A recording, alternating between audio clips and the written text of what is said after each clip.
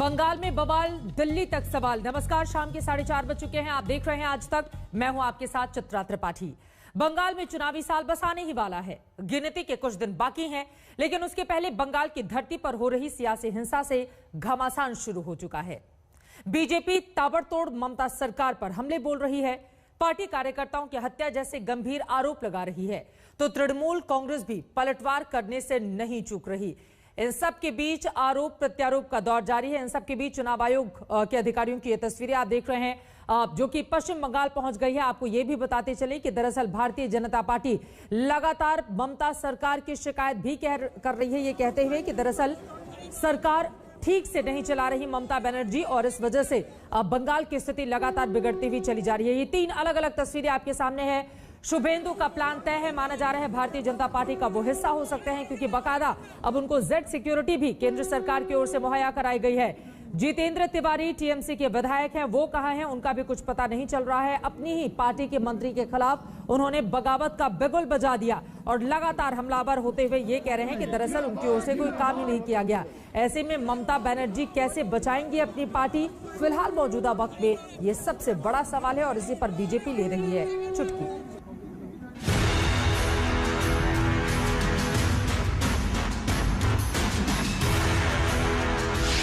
बंगाल की सियासी हिंसा ही बनेगी चुनावी हथियार। राज्य में हिंसा के खिलाफ हल्ला बोल से मिलेगी मंजिल। बंगाल में हिंसा पर चुनाव आयोग पहुंची बीजेपी। अब हिंसा करने वालों को करारी चोट की तैयारी। बंगाल में चुनावी आहट होते ही हिंसा का जो दौर शुरू हुआ, उसकी एक झलक पिछले साल ही दिखी थी। तब अमित शाह कोलकाता दौरे पर पहुंचे थे, रोड शो कर रहे थे, लेकिन टीएमसी और बीजेपी कार्यकर्ताओं में जबरदस्त टकराव हुआ था। चुनावी हिंसा की सबसे ताज़ा तस्वीर 10 दिसंबर को दिखी, जब बीजेपी के राष्ट्रीय अध्यक्ष जेपी नड्डा और कैलाश विजयवर्गीय, मुकुल रॉय जैसे दिग्गजों के काफिले पर पथराव हुआ। कई बीजेपी नेता और पार्टी कार्यकर्ता जख्मी हो गए। ममता राज में बीजेपी नेताओं पर बंगाल की धरती पर हमले ने बीजेपी को बड़ा मौका दे दिया। यही नहीं, लगातार हो रही बीजेपी कार्यकर्ताओं की हत्या को लेकर भी बीजेपी ममता की कानून व्यवस्था पर सवाल उठा रही है। अगले साल चुनाव है, उससे पहले ऐसी हिंसा ने हर किसी को हैरान कर दिया। सत्ता पाने की उम्मीद में एड़ी चोटी का जोर लगा रही बीजेपी कह रही है, क्या ऐसे ही होता रहेगा बंगाल में शासन? क्या ऐसी कानून व्यवस्था के दम पर बंगाल में होंगे साफ सुथरे चुनाव?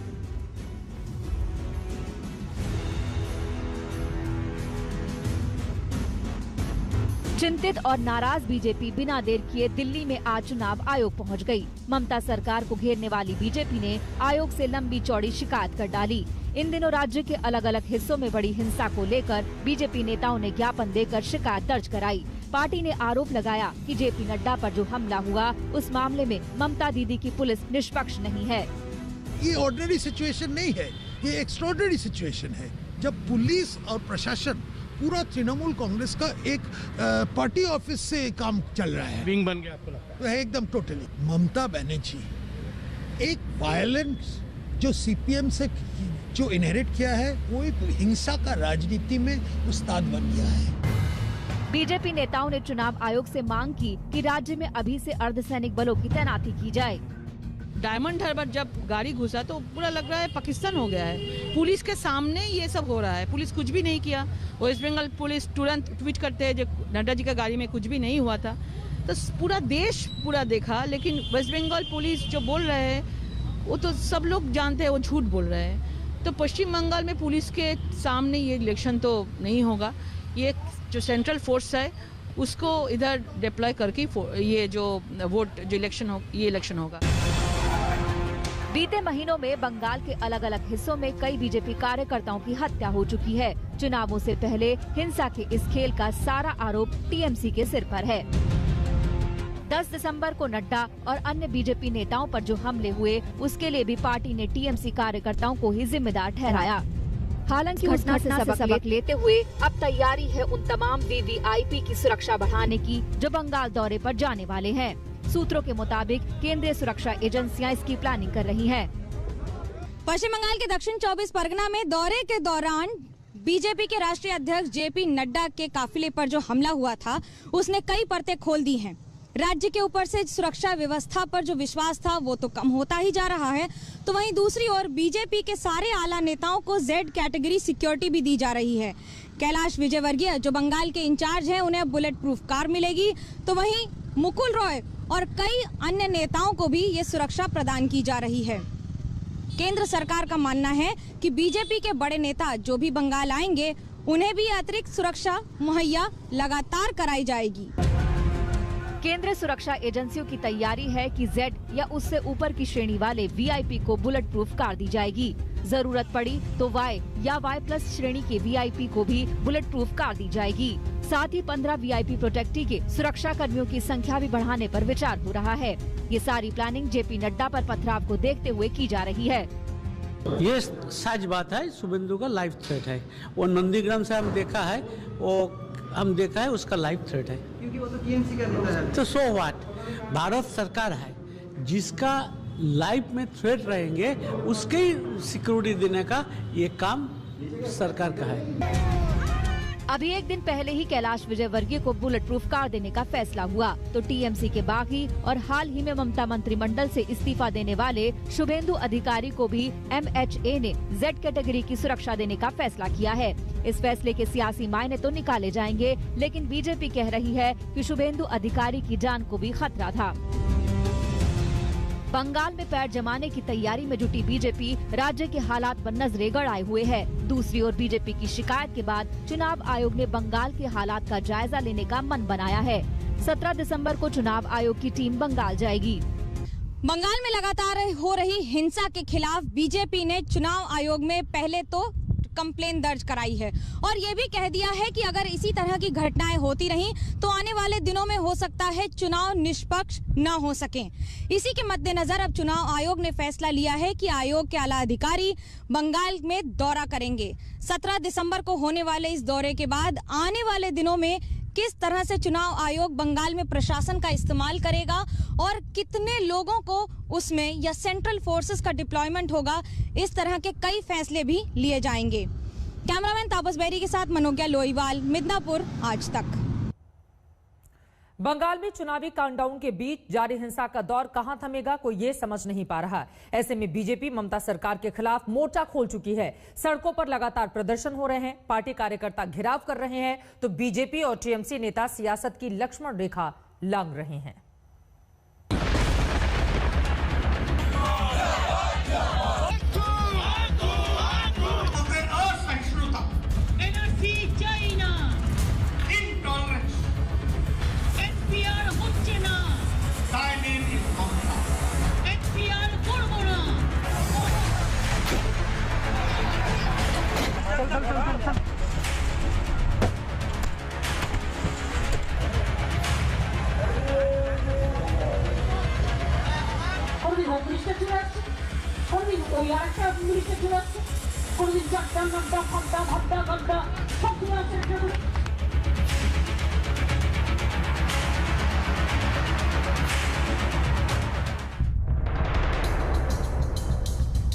बंगाल की सत्ता पाने की उम्मीदों ने नेताओं की जुबान को कड़वा कर दिया है। हिंसा का दौर जारी है, उसके बीच सियासतदान भी एक दूसरे की जान लेने पर आमादा हैं, एक दूसरे को देख लेने की धमकी दे रहे हैं। ये सियासत का सबसे घिनौना रूप है। नेता और पार्टी कार्यकर्ता एक दूसरे के खून के प्यासे हो रहे हैं। बीते कुछ महीनों और हाल के दिनों में बंगाल ने कई सियासी हत्याएं देखी है। बीजेपी को लग रहा है कि हत्या की तमाम साजिशों के केंद्र में वही कुर्सी है जिस पर अभी ममता विराजमान है। बीजेपी के मुताबिक ममता की पार्टी TMC बीजेपी कार्यकर्ताओं की हत्या कर रही है, उनके नेताओं पर हमले करा रही है। हमारे MLA देवेंद्र नाथ रे, बप्पी घोष, पूरन चंद्र दास, गौतम पात्र, सुदर्शन परमानिक, शेख लियाकत, गणेश रॉय, शंभारू बर्मन, दीपक मंडल, मनीष शुक्ला, ये सब पिछले 2 महीने में इनका मर्डर हुआ है। इन द पास्ट 2 मंथ्स मैंने सिर्फ आपके सामने 7-8 नाम गिनाए। ऐसी संख्या और श्रृंखला 130। आरोपों का दौर दोनों तरफ से जारी है। बीजेपी ने TMC के खिलाफ चक्रव्यूह तैयार कर लिया है, तो ममता दीदी भी पीछे हटने को तैयार नहीं है।